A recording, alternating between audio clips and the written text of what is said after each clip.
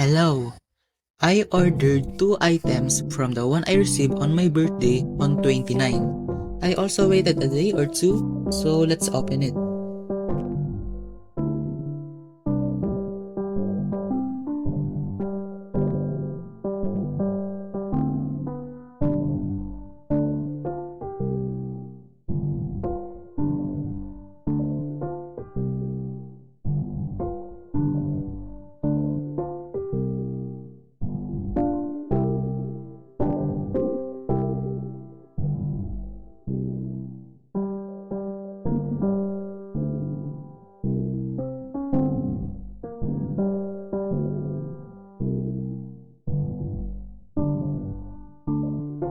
So, this is the album of the band The Beatles on March 22, 1963. Please Please Me.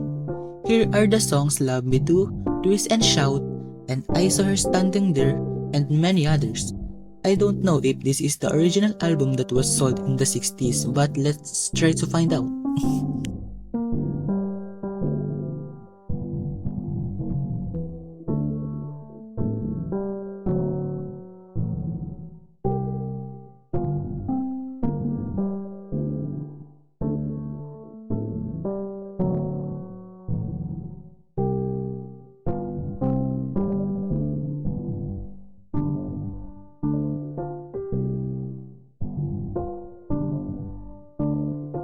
Let's open it. So, what we can see here are notes and photos of the Beatles in 1963 or before 1963. I've been fan of the Beatles for 3 years since July 2021. I've liked almost every song they made, so on August 1, 2021, it was the first time I started learning to play the piano. And the song I studied are Hey Jude. And this is the start to studying their songs and other artists' songs. There are photos here of the Beatles that I'm not familiar with, that I have not seen on the internet either.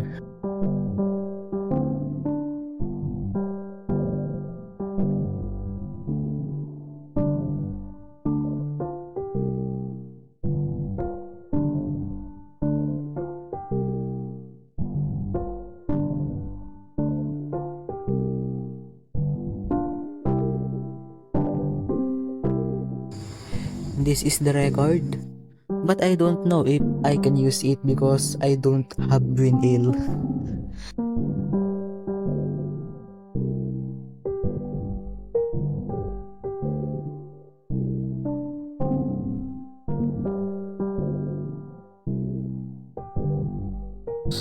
One of the good songs of Please Please Me album is Love Me Do, but there is the main instrument that is played there.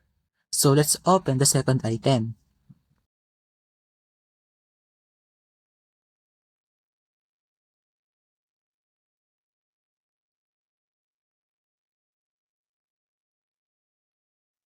So, this is harmonica.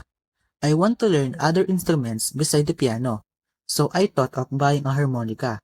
I don't know how to use it or play it yet, but I will try to learn.